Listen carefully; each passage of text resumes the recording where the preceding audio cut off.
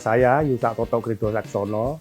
Dari tahun 2013 saya diminta Pak Bupati Tolikara waktu itu Pak Usman Wanimbo untuk mewujudkan visi beliau, yaitu mencetak generasi cerdas dari dalam kandungan. Pada kesempatan itu bersamaan pula dengan visi misi Pak Presiden Prabowo, waktu itu Pak Prabowo masih calon presiden, itu mencanangkan tentang revolusi putih. Kebetulan di tahun 2013 juga Pak Presiden SBY mengeluarkan Inpres nomor 42 tahun 2013 tentang penanganan gizi untuk masyarakat Indonesia. Ketiga-tiganya kita satukan. Akhirnya tepat pada 10 Juni 2014 itu kita mulai dengan nama program 1000 Hari Pertama Kehidupan. Jadi dasarnya dari Perpres 42 tahun 2013 tadi.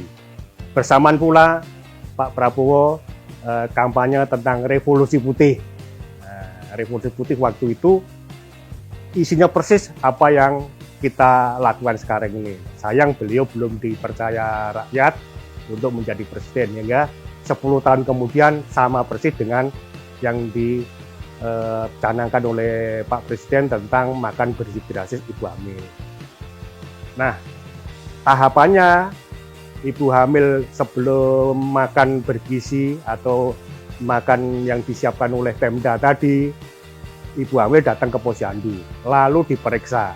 Diperiksanya namanya antenatal care. Itu yang bisa memeriksa bidan dan dokter. Dari antenatal care ini tadi akan diketahui ibu hamil yang normal dan yang kurang gizi. Kita pisahkan. Yang normal kita beri makan standar, suplemen, biskuit, vitamin standar. Yang kurang gizi kita ukur dari lingkar lengan dan lain sebagainya. Akan kita beri makanan double, suplemen double, vitaminnya double. Harapannya di umur kehamilan yang ke-9, ibu hamil tadi normal seperti yang lainnya. Begitu ibu hamil tadi normal, melahirkan, diharapkan anaknya tidak mengalami stunting.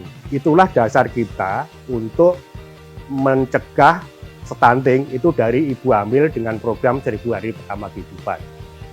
Tahun 2023 saya dipanggil Pak PJ Bupati Tolikara, Pak Martin waktu itu, untuk melanjutkan program makan bergizi ibu hamil yang 1000 Hari Pertama Kehidupan tadi dengan anak sekolah. Maka kita usulkan nama programnya Sarasehan, Sarapan Sehat Anak Sekolah.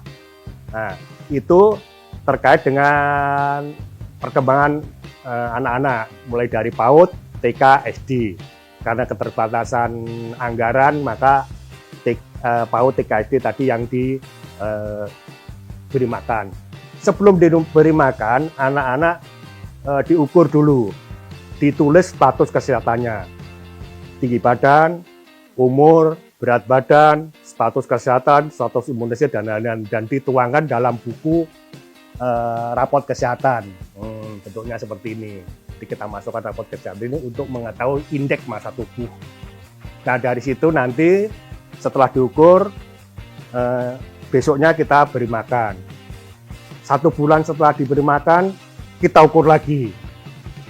1 bulan lagi kita ukur lagi, sampai 3 kali. Setelah mereka libur, kita ukur, lalu kita evaluasi. Yang mengevaluasi adalah tenaga kesehatan, dokter. Hasilnya seperti ini, kelihatan ya. Ini yang hijau ini yang normal, yang biru ini obesitas, yang merah ini yang kurang gizi. Jadi ada anak-anak yang kita ukur itu ada yang obesitas, ada yang normal, ada yang kurang gizi. Nah, dari peristiwa ini tadi, kita tetap memanfaatkan teman-teman dari tenaga kesehatan.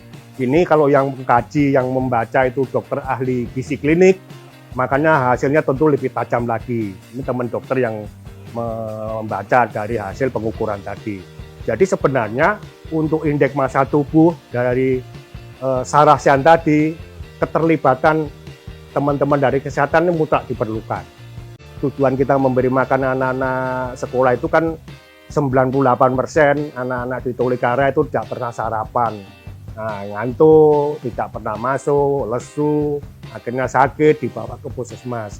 Nah, dari kasus-kasus seperti itu, kami sampaikan kepada Pak PJ Bupati. Pak PJ Bupati merespon, akhirnya bulan Mei 2023 kemarin sudah kita mulai makan bergizi untuk anak sekolah atau sarapan sehat anak sekolah itu.